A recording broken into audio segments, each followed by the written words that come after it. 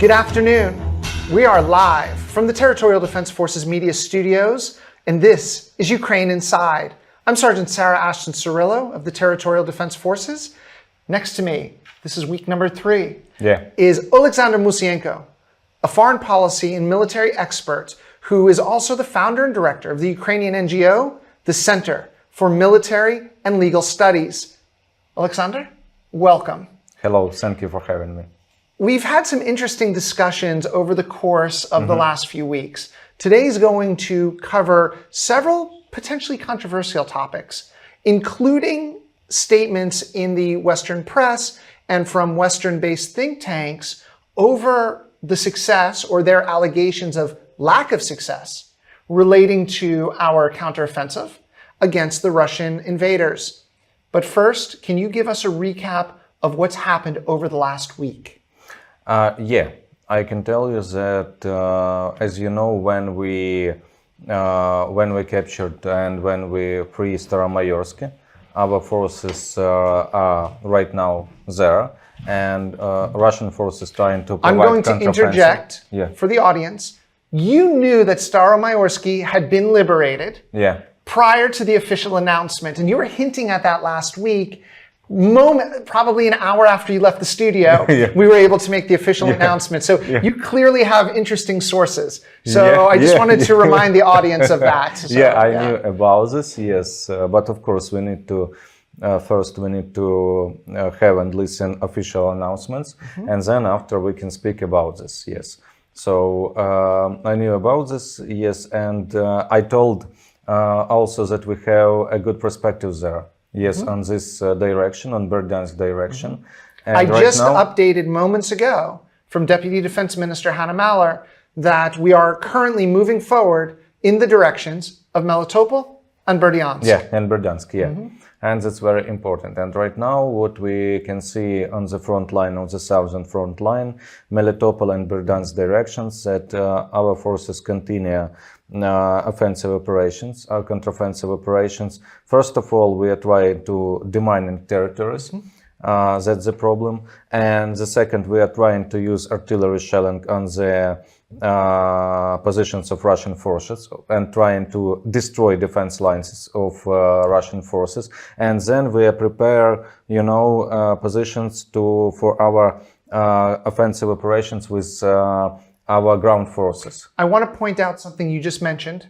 So the audience can understand just how much artillery we're using in the south. In Tavria direction, where the units have had tremendous success, they are firing off over 1,300 to 1,400 artillery shells a day to break through the Russian defense lines. So when Olександр was mentioning that artillery is being used, it's being used in massive consumptions and massive amounts. And that's why I can explain why we are using. Do you remember I spoke about this on our last meeting when we had our podcast previous, and I told that that's very important because look, we can use our ground forces when we destroy defense lines, defense Russians lines. That's very important because we will have not so much risks for our ground forces on the ground when we destroy these lines and when we continue to demine the territory.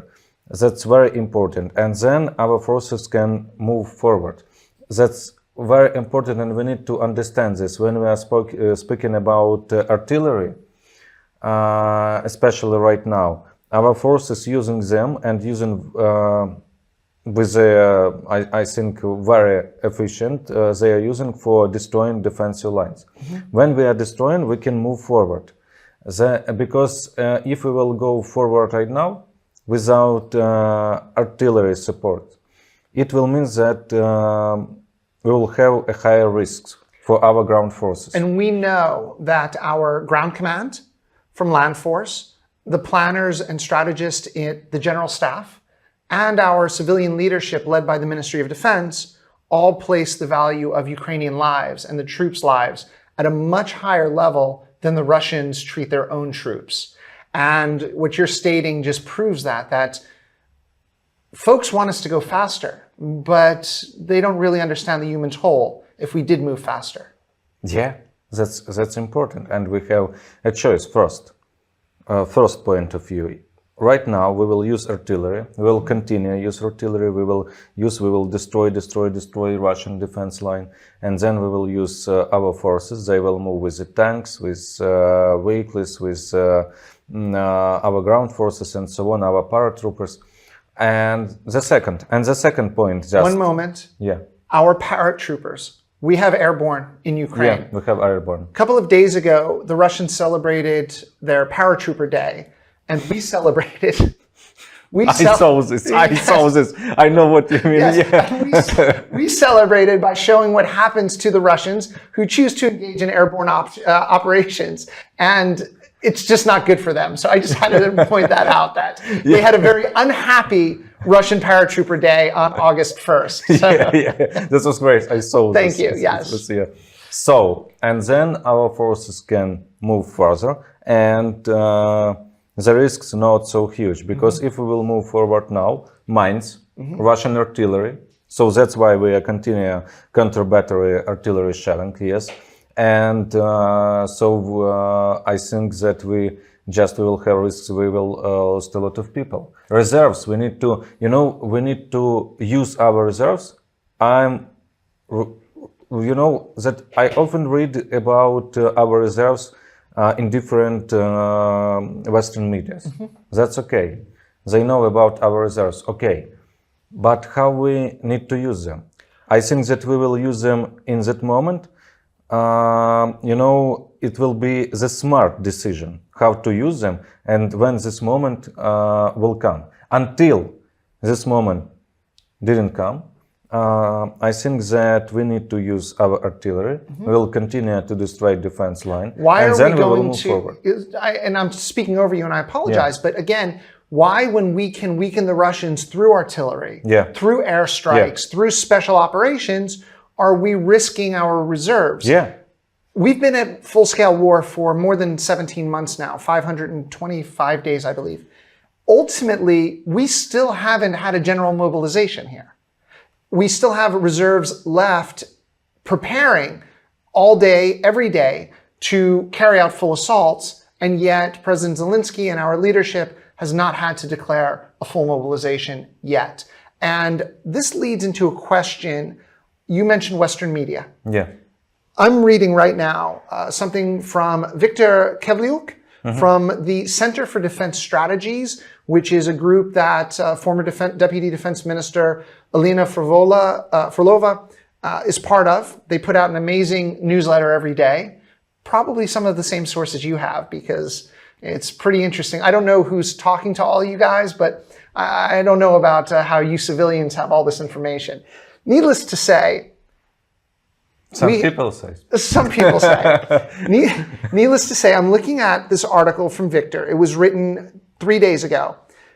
The English translation is, poor tactics and lack of coordination. What have the foreign analysts seen in the southern direction? And Victor goes on to quote analyst from the Research Institute for International Strategic Studies, somebody from the Carnegie Endowment, very popular Twitter analyst and senior fellow at the Foreign Policy Studies Institute, Rob Lee, and Roshan Consulting. On trips they made to the Southern Front, they have come back with criticisms that many Ukrainians, including Victor from the Center for Defense Strategies, don't agree with. You looked at this article. Can you break it down for us where the non-Ukrainian analysts are simply getting it wrong, along with where the Western media and their stories, such as a New York Times story that came out recently, is also getting it wrong? They are not understanding what our command is choosing to do in order to successfully carry out the counteroffensive that's leading to territorial gains and a liberation of Ukraine.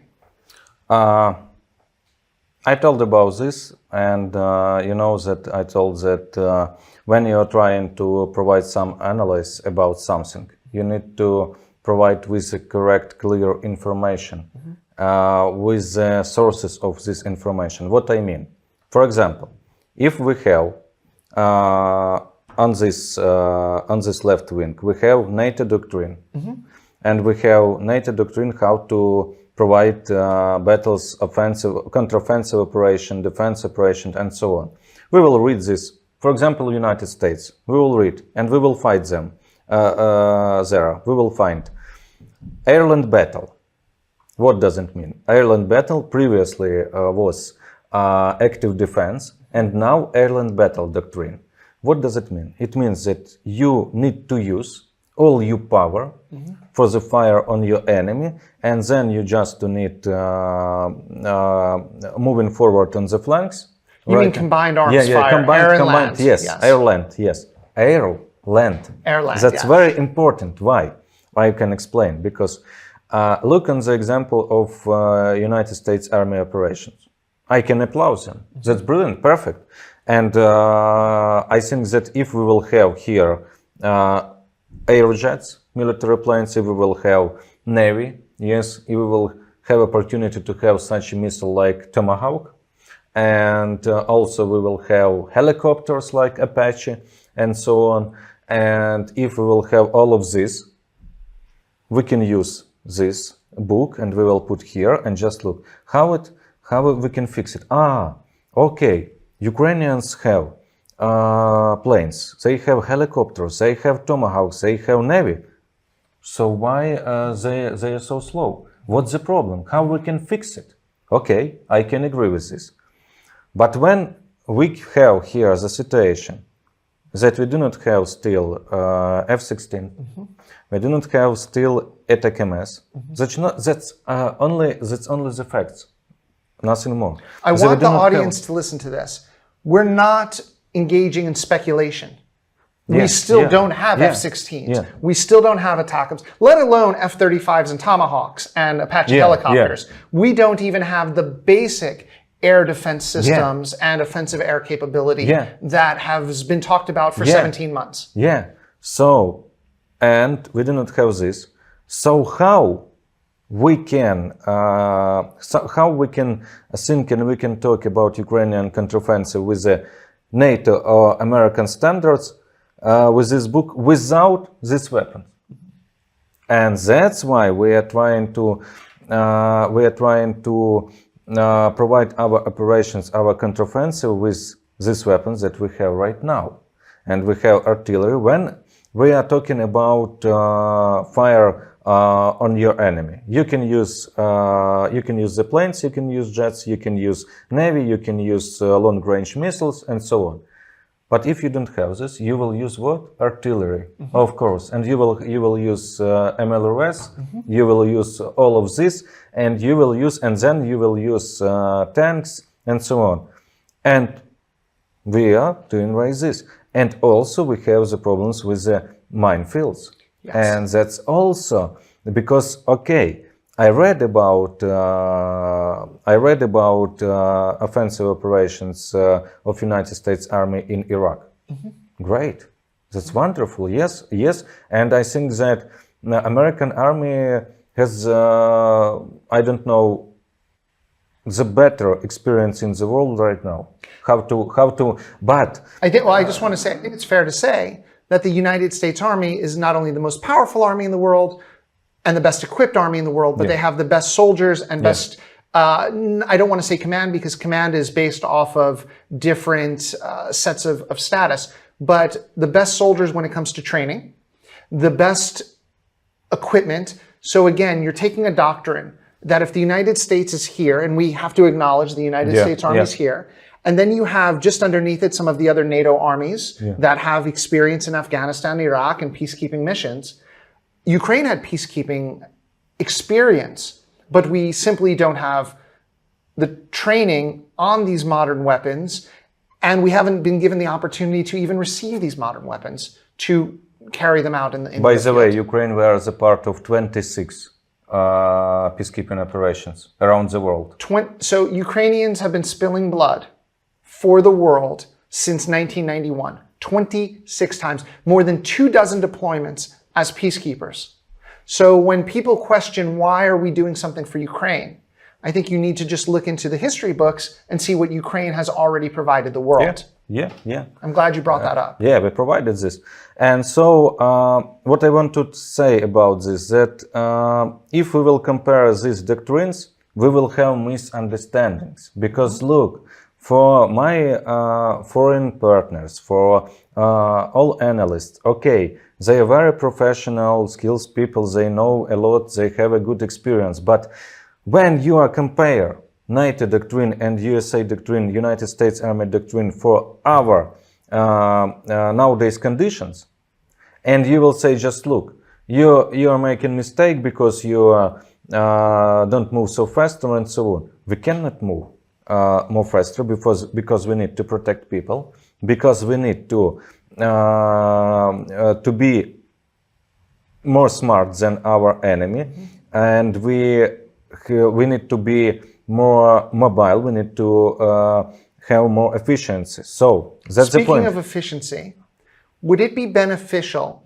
Everyone's talking about the glamour weapons, and we need those. I don't even want to say an ATACMS or an F-16 is a glamour weapon, because in reality, this is already old technology. However, instead of just discussing these more known and desirable weapon systems, how important would it be if we just had more of the basics, such as demining equipment? How important would it be if we just had more of the basics, such as anti-tank missiles? Yeah. Would that, if our allies stepped up and truly provided us with mass quantity of these, how would that change the perspective of the Western media, the Western analysts? How quickly would we be able to move forward then? I think that we will be quickly. Definitely. And I just imagine if I can say like this, that's my opinion, if we had F-16 right now, Apache for example, if we had ATACMS and a lot of artillery, I think that till the end of the summer we were on the Azov coast. Do you hear this? And near administrative borderline with the Crimea. Here, we're a month and a half. If we had everything we needed, I have Olександр Мусієнко, a man who appears on the National Television Marathon, the founder of the Center for Military and Legal Studies, saying what the world knows, but won't accept. If we had the weapons we needed, we would be at the Azov Sea preparing to go into Crimea in just 45 days. During this summer days, during this summer campaign, during 3 months. So I'm getting very angry because we know this to be true, and yet Western analysts and the Western journalists want to pile on and giving us reasons why we're not doing something when we're shedding blood in order to liberate Europe and the world from this scourge of Russia. Yeah, it's frustrating. Yeah, exactly. And that's the point of view, because if you will compare this, and you cannot compare these examples and this doctrine for our conditions, not because we don't want to have these conditions, these NATO conditions or American conditions. We are thank and we appreciate for our partners for what are they doing for us, and for military exercise, for equipment, ammunitions and weapons. But look, if you are talking in these categories, if you are talking about in NATO standards, so give us all what need army of NATO for the campaign like this, for counteroffensive campaign like this, and then you can examine us. I'm sorry. Then you will say, okay, here you is okay, here you is great, here was a mistake, how we can fix it, and so on and so on. I'm glad you've clarified this, because ultimately it seems that in the popular mass media, it seems as though when it comes to folks who are sitting in NATO countries, they're able to put out their opinions without always offering the full facts of a situation. And here on Ukraine Inside, Oleksandr, you always bring facts. And the facts are, we can't make comparisons of what should be done or what could be done when they literally can't be done without the weapon systems that our NATO partners have in place for their own armies. Yes, Yes, exactly. And that's very important to understand. And when I saw a lot of articles, a lot of papers in Western media, okay, I read this all, reading this all, I understand this. But how we can fix it? And you know, I read about this probably 80%, they just writing like, okay, Ukraine has problems, this, and that's all. No one offers a solution. Yes, and only 20%, they're writing, probably we need to do this, probably we need to supply more weapons, probably we need to help Ukraine with these weapons, probably we need to be more faster with F-16 ATACMS, and so on and so on. And that will fix this, and that will, and then we could provide our counteroffensive faster. And that will be conclusions, it will be offers, yes. So when you are criticized, you need to have an offers, how to fix it, how it, okay, you can say, Ukrainians, they are fighting like this, or they do not have a lot, they can't say that we do not have experience, we have. Sure. Yes, we have. Not just 17 months of full-scale war, not just 9.5 years of what had been an anti-terrorist operation and there eventually became this full-scale war, but 26 different peacekeeping missions, as well as integrated training with NATO, yes, going back more than 5 years now. Yeah.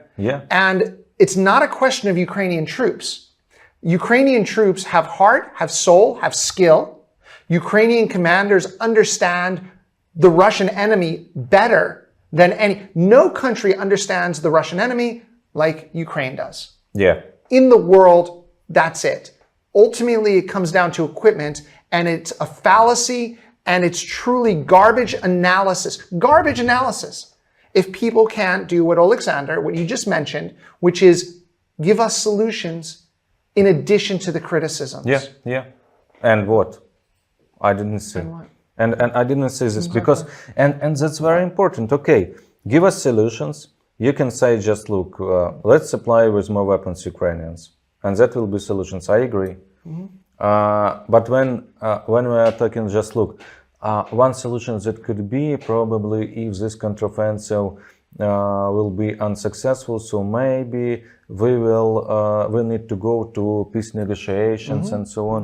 That's not the solutions in this point of view, because Russians then will move forward. Yes. Then will move with new aggression, with new act of aggression, with new war, and that's only the question of time, the issue of the time, because they continue preparations for a full-scale war, for continuous full-scale year. They continue mobilization. They create new military units in Russia right now. And that's only summer, August. When could you imagine what they will do on autumn period, on September and October? We lived through it last year. You and I lived through it last year. The Russian terrorism, the Russian war crimes only increase in the winter. It only increases as time goes by. Is it fair to say that Moscow's regime still has the destruction of Ukraine as their number one goal? Yes, destruction and destroy Ukraine and kill Ukrainians, that's the main goal. We can see this. And look, everyone in the world, yesterday, General Assembly, Council of Security of the United Nations was. And everyone said useless, by the way, because they have an illegal country, or a country that is sitting illegally on the table. And you know what? Russia's an illegal country too, because ultimately Russia's not a country. Russia's a terrorist state. And I told about this. I wrote an article about this, that Russia use terrorist tactics against all world right now. Because this of the grain, they're using terrorist missile attacks on the grain ports of Ukraine. You can see this right now. And I believe some even fell on Romania. Yes, in Romania. Yes. And what's the NATO reaction? What's the NATO reaction of spies being caught in Poland? What's the NATO reaction of missiles falling in Romania? What's the NATO reaction of embassies being hit of partner nations, like in Kharkiv last year? In, I believe, April of 2022, an embassy was hit, a consulate, not an embassy, by a Russian missile in Kharkiv. Where is the NATO reaction? ultimately, speaking as an individual and speaking as a soldier, I appreciate everything NATO's doing. But NATO, where are you when it needs to happen? Yeah. Of course, I just have a question. We don't to be agree. We need to be disagree with Russia will use Black Sea as Russia wants. Because on the Black Sea, Ukraine, Romania, Bulgaria, Turkey, Romania, Bulgaria, Turkey, as NATO members. Georgia, yes, and Ukraine. And I can see that very important instrument that deterrence Russian right now in the Black Sea, that Ukrainian sea drones. That's working, yes. And I think that we will continue to... Was that our drone that hit that Russian ship? Yes. That was us. Yes. I don't know. I can't... Yes. This is why I'm on your show right now, even though I'm hosting it, because... Ukrainian. It was Ukrainian. Okay, Ukrainian there you have drones. it. All right. And Russians need to understand this, that we will continue. Let's just imagine, they have more than 70 ships, 70 Navy ships in the Sevastopol port right now. They are not on illegally in Sevastopol, yes, because Crimea is Ukraine. Yes. And they are in the port. They are not on the open sea because they are afraid of Ukrainian sea drones. And 70, you said. More than 70. 74, it seems to me, something like this. They should take the boats to the Arctic. That's the only place these ships would be safe, because ultimately, all of Russia, as the president has said, President Zelensky stated, the war is returning to Russia. Yeah. And the war is most definitely taking place all across Ukraine, which includes Crimea, which includes Ukrainian territorial waters. And ultimately, they might as well just make these ships scrap metal. Because if they have 70 of them, more than 70 in Sevastopol, that's more than 70 different targets. Yeah. Look at that smile.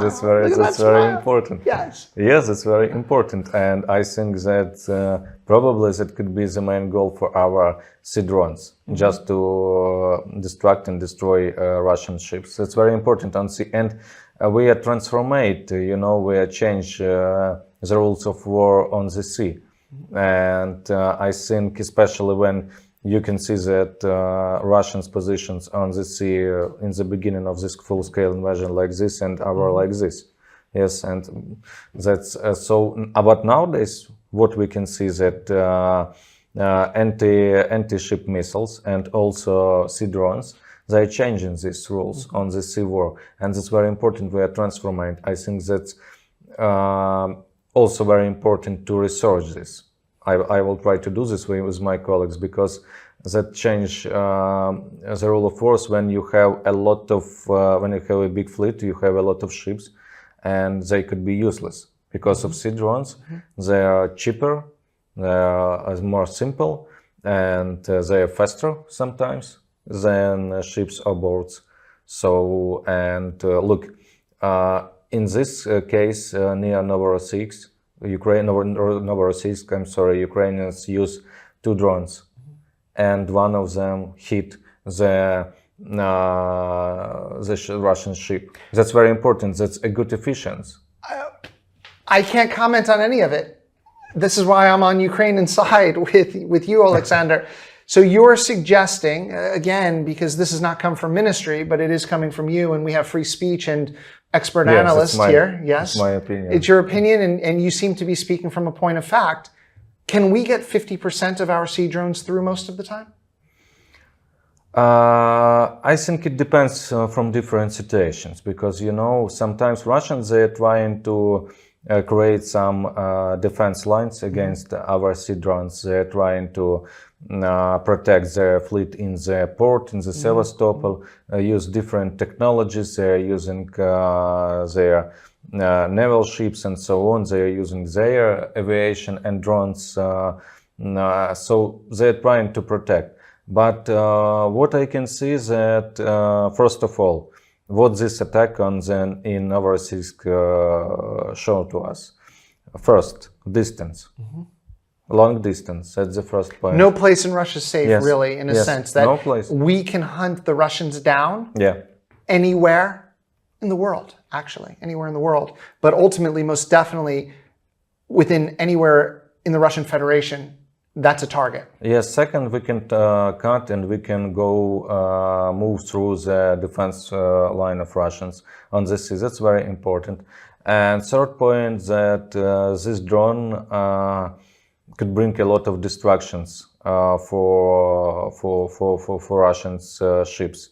That's also very important. So that's the conclusions of this case, and I think that in the future we will see. And also, the second case we saw, that's Crimea breach. It's a breach on the Kerch Strait. That's very important because we have two cases. A first case that was a breach. That's a very hard target to destroy, and also the ship. Also non-simple target, of course. And different targets, and we have results in the both cases. Of course, I think that that's not enough, because we will see. And I explain this like, that we are trying to see how Russians protect, trying to find the lines, how to move forward, how to move through their defense lines, and which kind of using these drones will be the most efficient. Let me ask you this question. Ultimately, the psychological impact that this has on Russian sailors, or when we shoot down Russian pilots, when we shoot down Russian paratroopers, etc. I'm not even just discussing the convicts that are, in quote, the meat grinder. I'm talking about the skilled, or theoretically skilled, Russian troops. How soon before they mentally break? Do you think we're on the verge of breaking them psychologically? I think yes. I think that's very important, and what I can see right now in this example, for example, attacks on the military objects, on the Russians' military objects in occupied Crimea. Look, that's very important because we have the line between Russian forces on the occupied southern Ukrainian territories, where Ukrainians continue a counteroffensive operation on the Melitopol and Berdyansk directions. And let's just imagine that they will have a huge logistical problems with ammunition and weapons. And where are they taking these weapons? From the Crimea. So when we will broke these lines, and we are trying to do this, I can show example that's destruction of the Chongar bridge, a railroad part of this bridge. That's very important because Russians using railroad, mostly railroad. They are using 70-80%, the main logistic line for their supplies. And we will broke this, where they will get ammunition, where they will get weapons. From eastern part, yes, probably, but that will be 20-30% from that they will get from Crimea, and that will be, and that will have influence on their moral conditions, I think.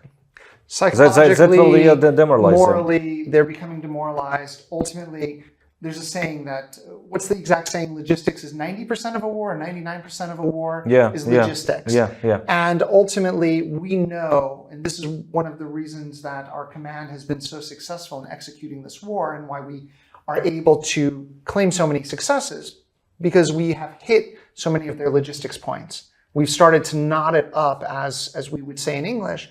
And ultimately, if we continue this way, you believe it will have a devastating moral effect and psychological effect on the Russians. Let's move over to something that's very close to my heart, which is anti-corruption efforts.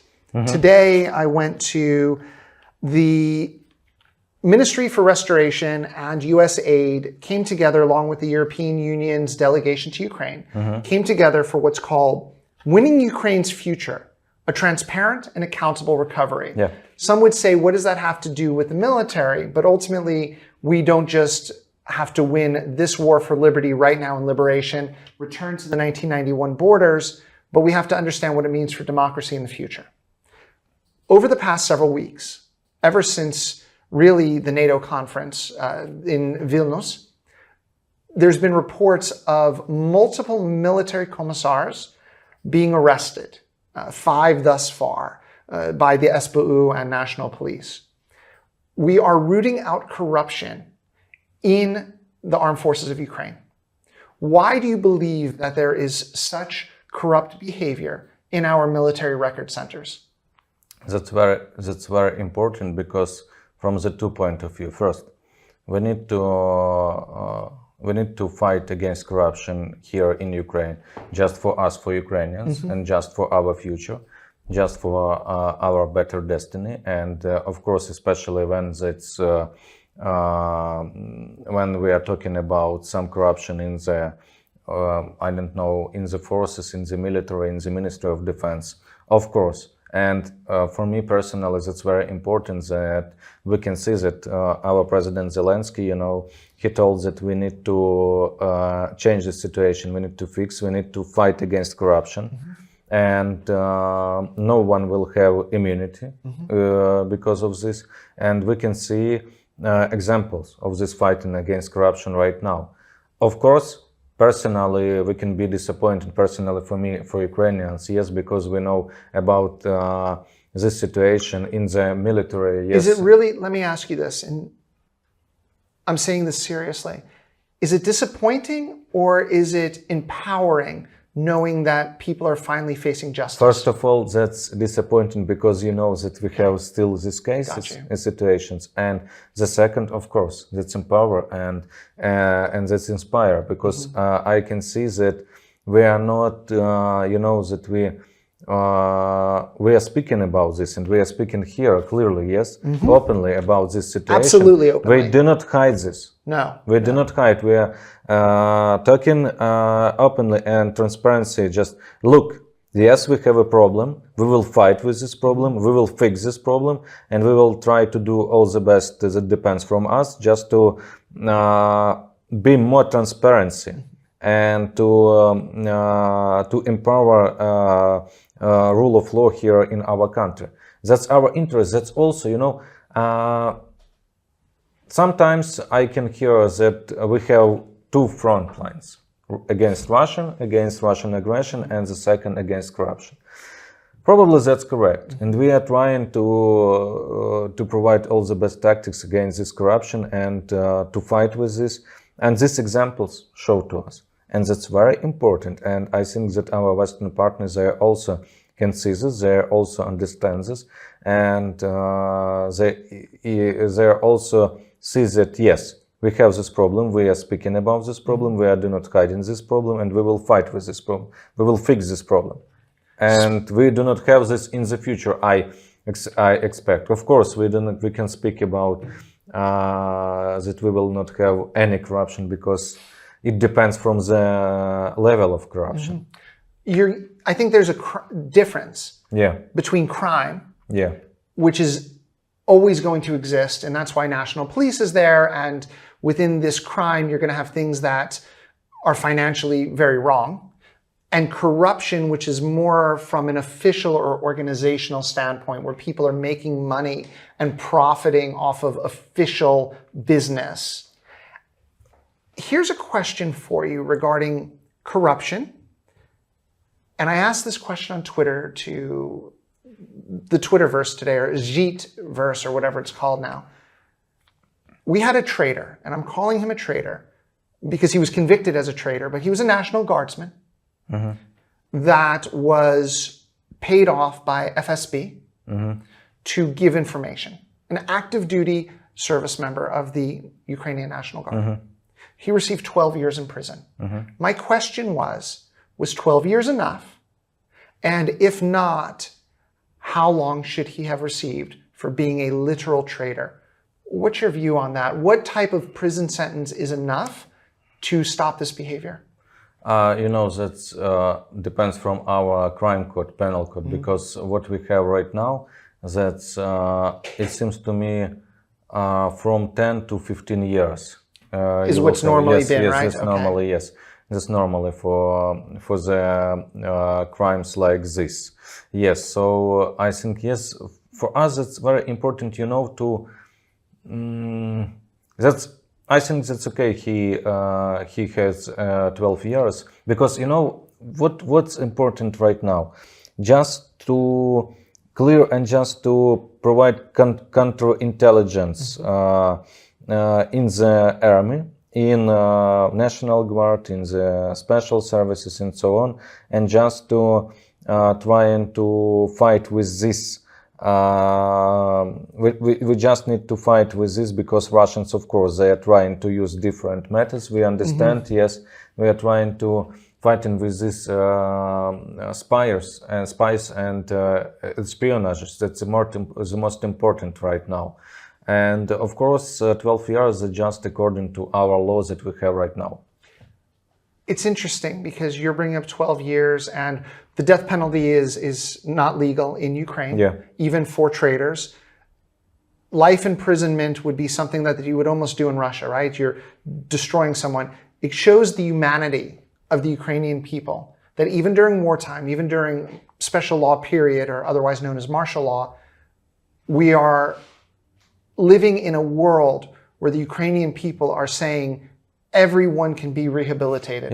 That shows, to me, one of the reasons we're beating the Russians in every capacity, because Ukraine is holding on to its humanity and not taking on these draconian and very authoritarian ways to carry out punishment. Yeah, and we are trying, you know, that we have democracy standards, and we're trying, of course, we have some problems, but we didn't lose this. That's very important. Democracy, freedom of speech, because I'm speaking to you here, I'm speaking free right now, and that's very important for me. Here in my country, you know, that's very important. I'm smiling. Here it comes. And so I want to explain to the audience before we get to the point. I'm going to give it to you right now because we're both laughing, and I know I just spoke over him, but we discussed this prior. I am on this show with Olександр Mусієнко. We're sitting at the Territorial Defense Forces Media Studios, and Olександр says to me, I want to give an update on some of the frontline situations. And he told me something that I didn't want to hear and I don't believe, and ultimately is not sanctioned by the Ministry of Defense, is not sanctioned by the Armed Forces of Ukraine. So I am going to preface this by stating I don't personally believe the information that Olександр is about to tell the world. That said, we discussed free speech. We discussed the fact that Olександр is a Ukrainian, a civilian, a renowned expert for sure, whose sources in the past have been strong. Knowing this, Olександр, what update do you want to give us from the front lines that proves that we have free speech in Ukraine? I can tell, first of all, what I can see, and I will tell about frontline. Just what I can say is that, look, we told about humanity, about rules and so on. But unfortunately, our enemy, without rules, without any rules, without any terms, so that's very important to understand. When I can see that United Nations just told that what you are doing in Moscow city and so on, that's crazy, because where they been when Kakhovka Dam were destructed and so on. Where are you, United Nations? Yes. UN Security Council. How we can, and also, okay, we will be in this kind of situation, in this rules that Russians can use all the weapons against us on our territory. But we cannot use on Russian territory anything. Of course, I'm not speaking about Western weapons. Okay, we have obligations to do not use them. Okay. But these are what we agreed to with our partners, not where you have a supposed neutral organization trying to decide. And if, for example, if we will have some our weapons, we can use it on the against Russian military objects. That's the fair play. That will be fair, because when you are on the unfair conditions, how you can be successful? You have a legal background.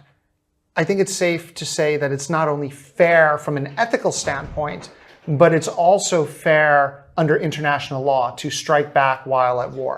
Yeah. That's very important. And second, so that's unfair. We can, according to the international law, fighting against Russians on their territory and provide some operations. And then we'll have success, the common success for us and our Western partners. The second, about frontline. What I can see is that Russians try to provide offensive operations on the eastern part of Ukraine. Yes, they're trying to move near Bakhmut on the Kupiansk and Liman direction just to stop our counteroffensive on the southern part. We continue to defend this line on the eastern part. Russians move some forces even from Russia, some reserves. And that's important, but they do not have, and I expect they will not have any success there. No success, do you hear this? Our defense lines, no, because... Western analysts? Yes, and also no, we wrong. Can see that, I'm just speaking also for Western, our foreign analysts, that just because they need to understand that Russians have some resources, and just underestimate them, just to say like this, look, so when we are talking, we just can beat them for 1 month or 2 months. No, that will be incorrect. And of course, we need to understand we do not underestimate them. And they continue to move some forces to the Staromlinivka directions and so on, just to defend their lines, because they're afraid that we will move forward from the Staromayorsky, that we were liberated, and then we will move forward to Staromlinivka. They're trying to protect. So the war continues. Ukrainian counteroffensive continues. We didn't stop any offensive operations. We need to understand that our counteroffensive looks like this. Do you know when the counteroffensive will stop? Do you know when offensive actions will stop? Because I have the answer to that. Do you want to guess what my answer is? Because I know, and I'm going to give you the official statement that I know when our offensive actions are going to end. But first, I want you to... When the Ukrainian national flag will be in Sevastopol. Basically, yes, a return to the 1991 borders. Yes. This man knows as well. We know when it will end. Until that happens, until we've liberated all of Ukraine, including Crimea, including what was formerly the independent city of Sevastopol. Yeah. Ultimately, there will be no stopping, but it will take place with the time frame and the decision making. We can get suggestions from our partner nations, but ultimately the Ukrainian people will decide when the counteroffensive ends. And currently, 77% in the last poll of Ukrainians said we must move forward to a complete return to the 1991 borders. And ultimately, we also want President Zelensky's 10-point peace formula.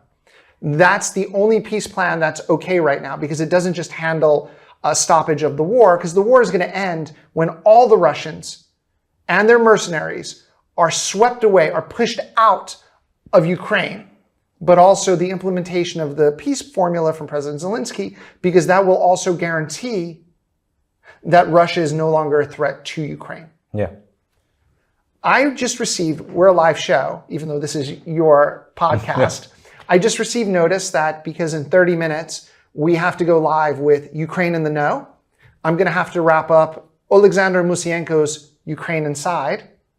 Alexander, thank you. We'll do this again next week. Yeah, okay. I think he should have an office at Territorial Defense Forces Media Studios, but that's not up to me. Ultimately, thank you very much for joining us. Thank you, Olександр Mусієнко, for your insight. This is Sergeant Sarah Ashton Cirillo coming to you from Territorial Defense Forces Media Studios. This was Ukraine Inside. Make sure to follow Olександр Mусієнко on Twitter and YouTube for all of his insight.